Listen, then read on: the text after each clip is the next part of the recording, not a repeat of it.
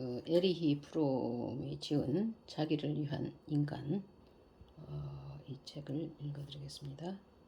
이 작가는 사회학자이며 정신분석학자이며 미국의 교수로 재직을 했었습니다. 많은 저서를 남겼습니다. 3장에 있는 그 71페이지를 발췌해서 읽어드리겠습니다. 인간의 존재 조건.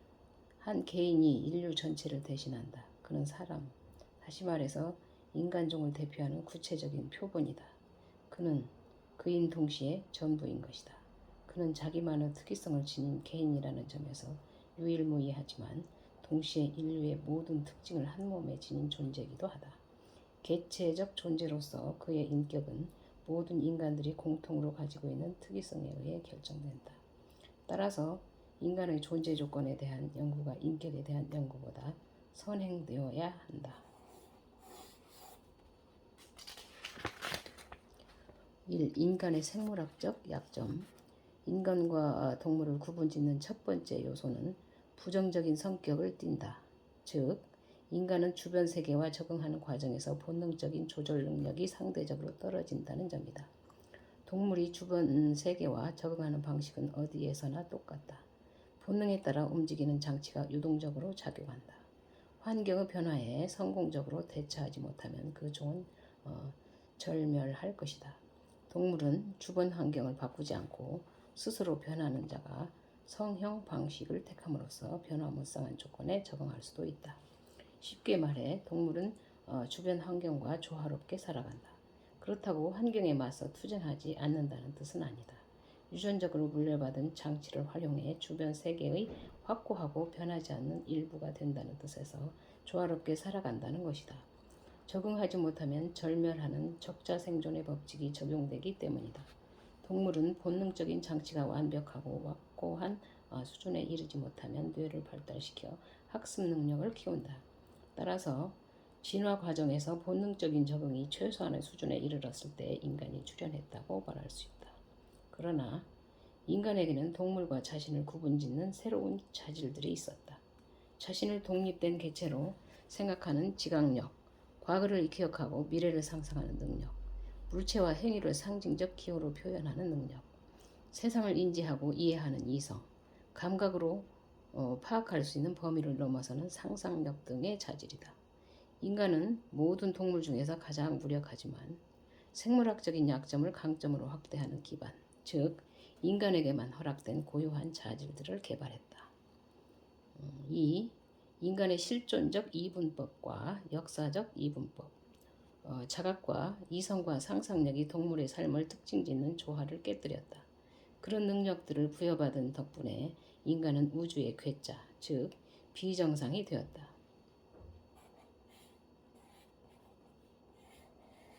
자연의 일부인 인간은 자연의 물리적 법칙에 따르며 그 법칙을 바꿀 수 없지만 자연의 그 밖의 부분을 초월하는 존재이기도 하다. 예컨대 인간은 부분이면서도 독립된 존재고 일정한 거처가 없지만 모든 피조물과 공유하는 보금자리에 얽매여 지내기도 한다. 인간은 우연히 이 땅에 내던져진 까닭에 다시 우연히 이 땅에서 쫓겨날 수 있다. 자신의 존재를 의식함과 동시에 자신의 무력함과 한계를 깨닫는다. 인간은 자신의 종말, 즉 죽음을 예상하며 마음속에 그릴 수 있다. 머릿속의 생각을 떨쳐내고 싶어도 떨쳐낼 수 없고 살아있는 한 몸뚱이라는 굴레를 벗어날 수 없다. 몸뚱이가 인간에게 살아있기를 바라기 때문이다. 이처럼 인간은 존재론적 이분법에서 벗어날 수 없다. 이성은 인간에게 주어진 축복이지만 저주기도 하다. 인간은 결코 해결할 수 없는 이분법적 조건을 해결하려고 끊임없이 투쟁한다. 다시 말하면 항상 불가피하게 불균형 상태에 있다는 점에서 인간은 존재론적으로 다른 모든 생명체와 다르다. 인간은 과거의 조상이 살았던 삶의 방식을 그대로 되풀이하며 살아가지 않는다. 어떻게든 인간도 살아남아야 한다. 인간은 지루함을 느끼는 유일한 동물이며 불만에 사로잡혀 낙원에서 쫓겨났다고 생각할 수 있는 유일한 동물이다. 또한 자신의 존재 조건을 어떻게든 해결해야 하지만 결코 벗어날 수 없는 문제거리로 여기는 유일한 동물이기도 하다. 그렇다고 자연과 조화롭게 살아가던 인간 이전의 상태로 돌아갈 수는 없다. 따라서 인간은 자연의 지배자, 더 나아가 자신의 지배자가 될 때까지 이성을 꾸준히 개발하는 수밖에 없다.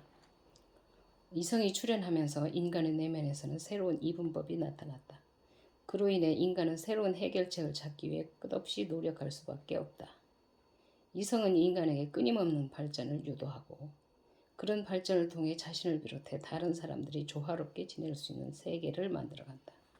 하지만 인간의 역사를 끌어가는 역동성에는 이성의 존재가 있다.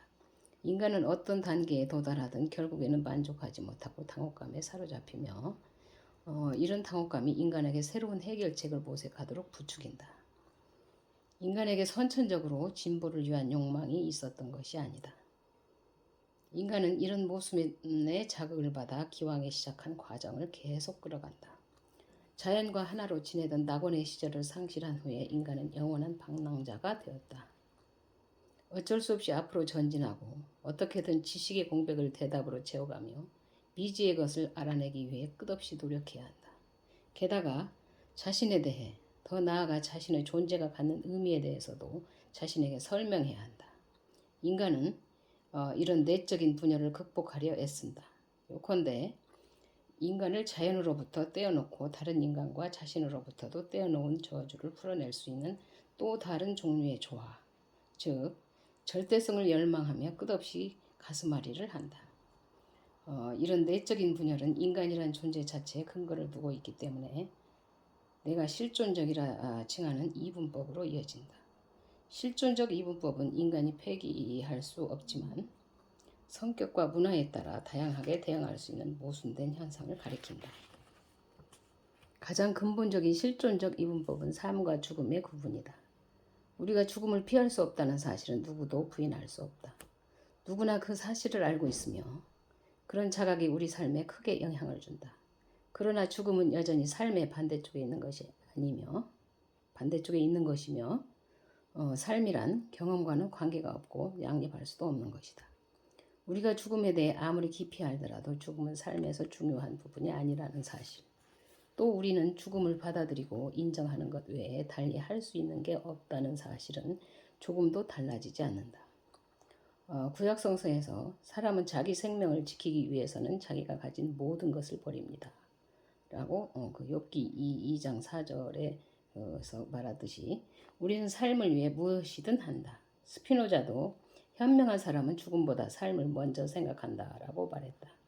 인간은 온갖 이념을 동원해 이런 이분법을 극복하려고 애썼다. 영원히 죽지 않는 불멸의 영혼을 가정함으로써 인간의 삶은 죽음으로 끝난다는 비극적인 사실을 부정하는 기독교의 영생이 대표적인 예다. 이상으로 읽어드렸습니다. 저는 대학원에서 인문학 박사과정을 공부하고 있는 이명님 시인입니다.